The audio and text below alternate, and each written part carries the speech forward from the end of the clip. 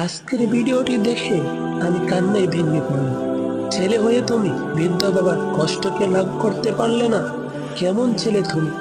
পৃথিবীর প্রতিটি বাবা বাছুক এমন ছেলে জন্ম দেওয়া থেকে। এই বয়সে তার প্রয়োজন যেখানে বিশ্রামের, সেখানে তাকেই জ্ঞান চালাতে হচ্ছে পরিবার। কোমর কুঁচু হয়ে গেছে, তার কি এখন এই ভ্যান চালানোর সময়? আজ আমরা কোথায় কোথায় আমাদের মানবতা? রব কি বলেন এই প্রসঙ্গে শুনুন। আল্লাহ তাআলা কোরআনে বহু স্থানে পিতামাতার প্রতি সদ্ব্যবহার করার নির্দেশ দিয়েছেন। আল্লাহ তাআলা পবিত্র কোরআনের মধ্যে বলেন, ওয়াকাদা রাব্বুকা আল্লা তা'বুদু ইল্লা ইয়াহু ওয়া বিল ওয়ালিদাইনি ইহসানা। পিতামাতার প্রতি সদ্ব্যবহার করো। তারা বৃদ্ধ বয়সে পৌঁছালে কষ্টকর কথা না বলা এবং তাদের সাথে নম্র আচরণ করা।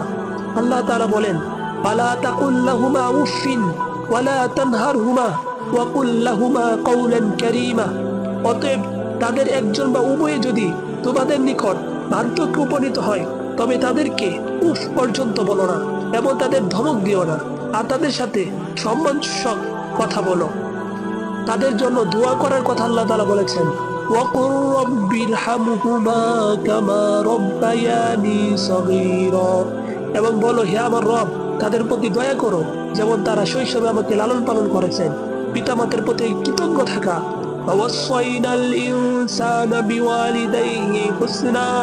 আমি মানুষকে তার পিতামাতার প্রতি সদাচরণের নির্দেশ দিয়েছি। ওয়াসাহিবিহুমা ফিদ দুনিয়া মা'রুফা। তবে দুনিয়ার জীবনে তাদের সাথে সদ্ব্যবহার করবে। সবচেয়ে প্রাধান্য পিতামাতার খেদমতকে দেওয়া। আব্দুল্লাহ ইবনে মাসউদ রাদিয়াল্লাহু তাআলা আনহু বলেন, আমি নবী করিম সাল্লাল্লাহু আলাইহি ওয়াসাল্লামকে জিজ্ঞাসা করলাম, আল্লাহর কাছে সবচেয়ে প্রিয় কাজ কোনটি? তিনি বললেন, নিয়মিত সালাত আদায় করা। আমি বললাম, তারপর কোনটি? তিনি বললেন, পিতামাতার প্রতি সদ্ব্যবহার করা।